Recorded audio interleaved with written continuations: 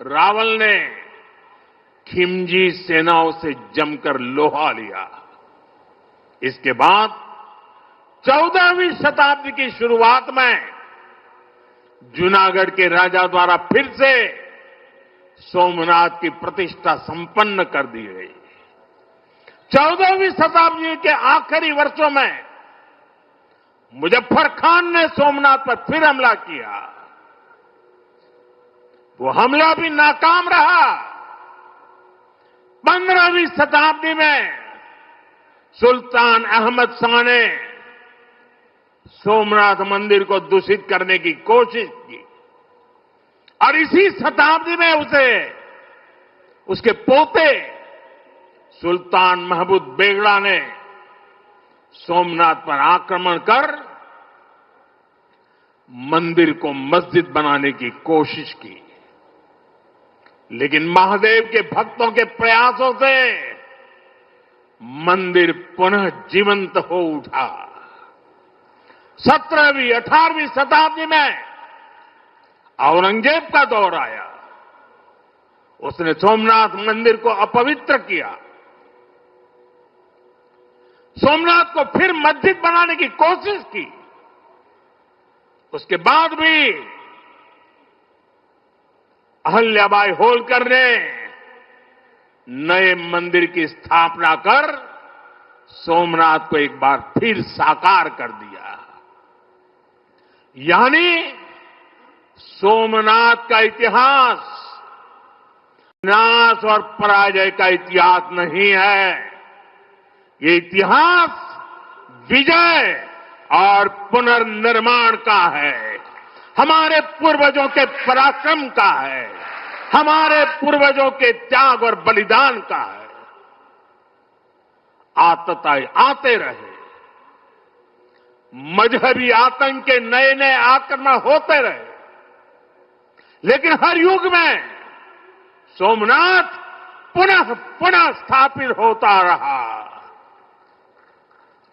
इतनी सदियों तक का संघर्ष, इतना लंबा प्रतिकार, इतना महान धैर्य, सृजन और पुनर्निर्माण का ऐसा जीवन, ये सामर्थ्य अपनी संस्कृति में ऐसा विश्वास और ऐसी आस्था दुनिया के इतिहास में ऐसा उदाहरण मिलना मुश्किल है।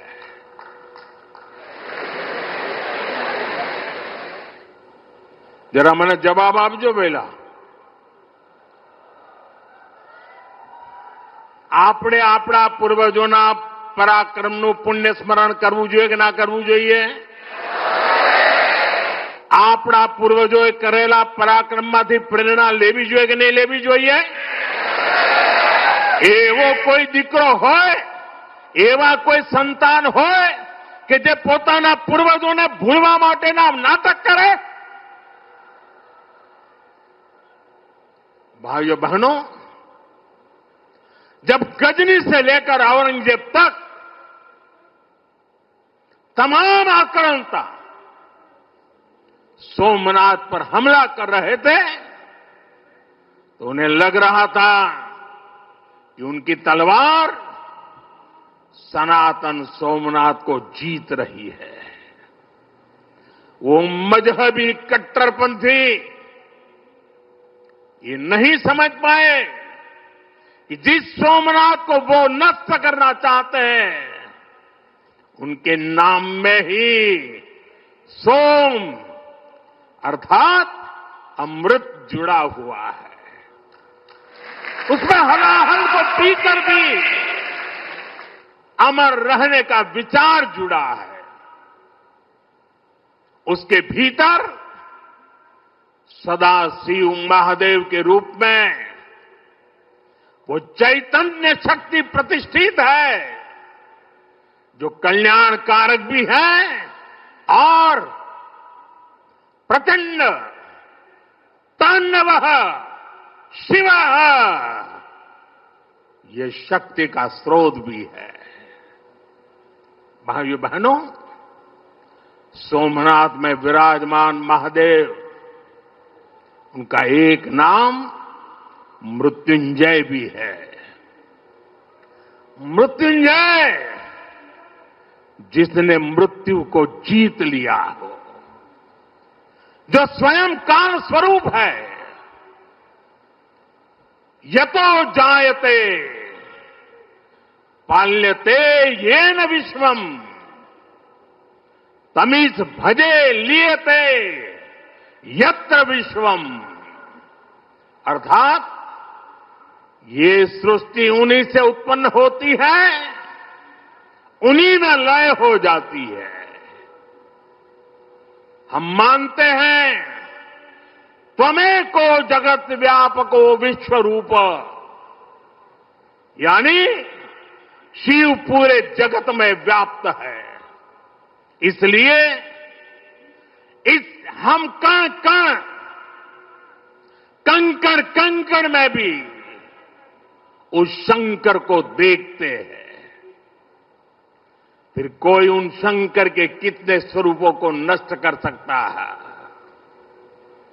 हम तो वो लोग हैं जो जीव में भी शिव को देखते हैं।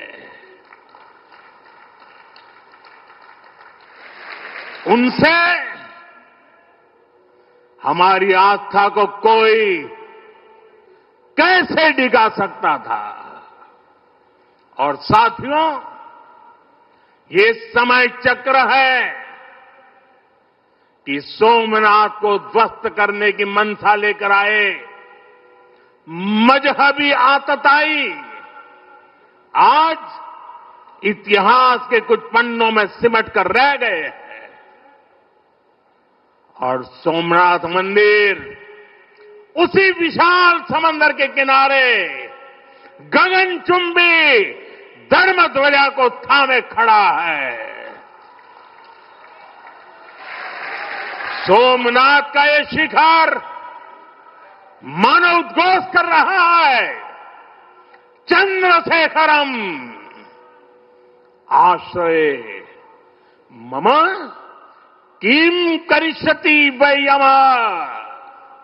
अर्थात मैं चंद्रशेखर शिव पर आश्रित हूं, काल भी मेरा क्या कर लेगा। साथियों, सोमनाथ स्वाभिमान पर्व इतिहास के गौरव का पर्व तो है ही, ये कालातीत यात्रा को भविष्य के लिए जीवंत बनाने का माध्यम भी है। हमें इस अवसर को